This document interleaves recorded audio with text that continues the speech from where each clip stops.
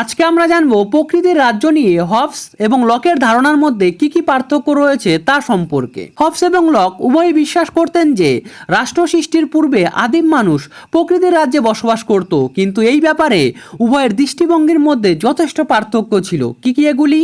এক, হবসের মতে প্রকৃতির রাজ্য ছিল প্রাক সামাজিক ও প্রাক রাজনৈতিক।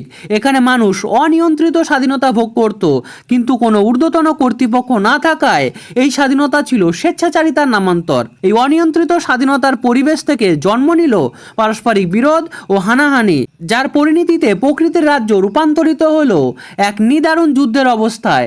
এখানে মানুষের জীবনে নিরাপত্তা বলে কিছুই ছিল না।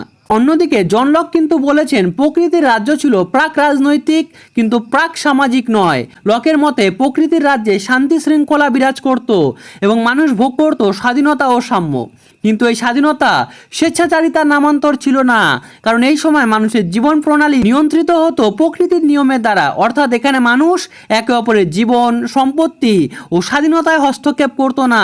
এখানে প্রতিটি মানুষ স্বাধীনতার অধিকার ভোগ করত সমানভাবে।